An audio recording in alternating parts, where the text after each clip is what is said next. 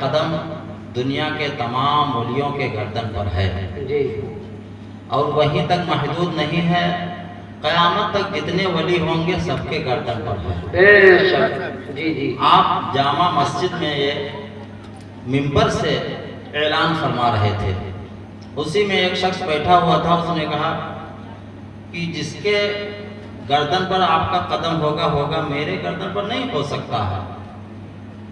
حضور غوث اعظم رضی اللہ تعالیٰ عنہ کو جلال آ گیا، جلال میں آپ نے فرمایا اگر میرا قدم آپ کے گردن پر نہیں ہے تو تمہارے گردن پر خنزیر کا قدم ہوگا۔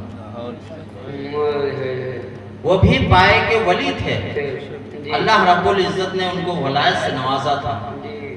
بات یہاں یہ کہنی ہے کہ بزرگان دین کے بارگاہ میں، اولیاء کرام کی بارگاہ میں، انبیاء کرام کی شان میں گستاخی پسند نہیں اللہ کو جی، اور اس کی ساری ہیکڑیاں اللہ نکال دیتا ہے۔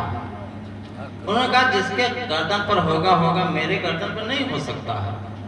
کہا ٹھیک ہے، میرے گردن اگر آپ کے گردن پر میرا قدم نہیں ہے، حضور غوث اعظم جلال میں آ گئے اور فرمایا کہ اگر میرا قدم نہیں ہے تو آپ کے گردن پر خنزیر کا قدم ہوگا۔ آپ وہاں سے نکلے، مسجد سے باہر ہوئے، چل دیے، آپ کے مریدین آپ کے ساتھ ہیں۔ چلتے چلتے راستے میں وہ جو خنزیر پالتے ہیں ان کی ایک لڑکی تھی، آپ نے اس کو دیکھا تو آپ اس پر فریفتہ ہو گئے، اور جب اس کو دیکھ کر فریفتہ ہو گئے تو اس کے گھر، وہ جدھر جا رہی تھی ادھر چلنا شروع کر دیے، یہاں تک کہ اس کے گھر پہنچ گئے۔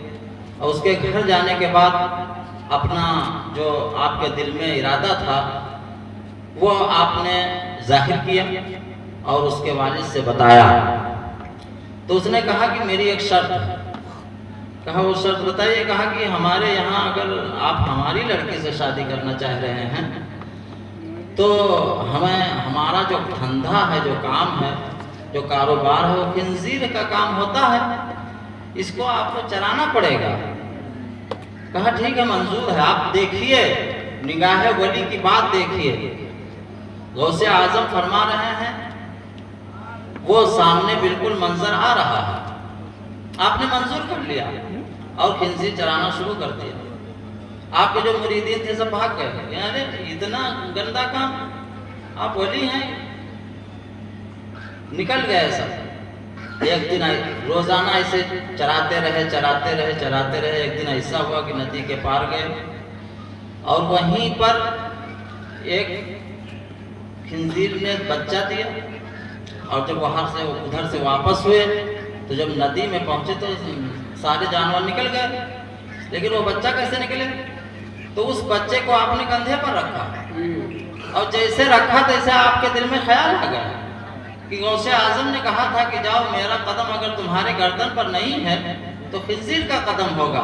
اتنا سوچا، بچے کو پھینکا، اور پھینکنے کے بعد جو دو چار جو مرید آپ کے بچے ہوئے تھے ان سے کہا کہ اب مجھے پھر غوث اعظم کی بارگاہ میں لے چلو، میرے ہاتھ پیر کو رسیوں سے باندھ دو اور میرے چہرے پر سیاہی لگا دو اور مجھے گھسیٹتے ہوئے غوث اعظم کی بارگاہ میں لے چلو۔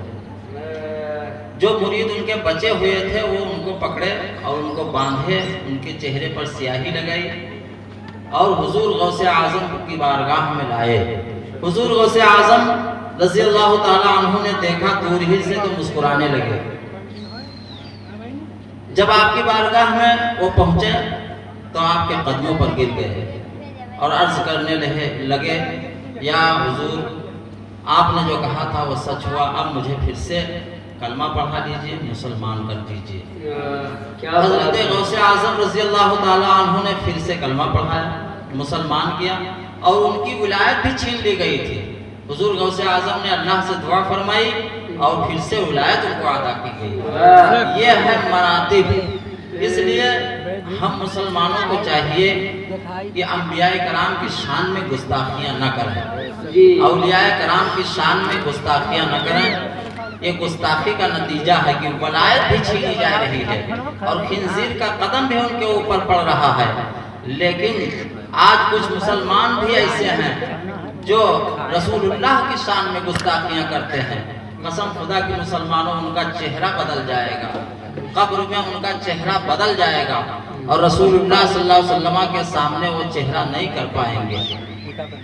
قیامت میں وہ بھاگے پھریں گے رسول اللہ کی بارگاہ، کیونکہ میرے آقا سب کو دیکھ رہے ہیں، سن رہے ہیں، فرما رہے ہیں. میرا عقیدہ ہے کہ میرے آقا جو میں بول رہا ہوں سن رہے ہیں. اس لیے میرے آقا صلی اللہ علیہ وسلم دین کے ہادی رہبر اور کائنات کے مرکز عقیدت ہیں. ان سے جتنا زیادہ جس کو محبت ہوگی اس کا ایمان کامل ہوگا. ایک تو الگ بحث ہو گئی، میں نے جس آیت کریمہ کی تلاوت کی ہے اس پر تھوڑی سی روشنی میں آپ پر ڈال دوں. علماء حفاظ قرہ بیٹھے ہوئے ہیں بڑی ذمہ داری کے ساتھ، کیونکہ اللہ رب العزت قرآن میں، پورا قرآن اللہ ہی کا کلام ہے. قرآن اللہ کا کلام ہے کہ نہیں ہے؟ جی ہے.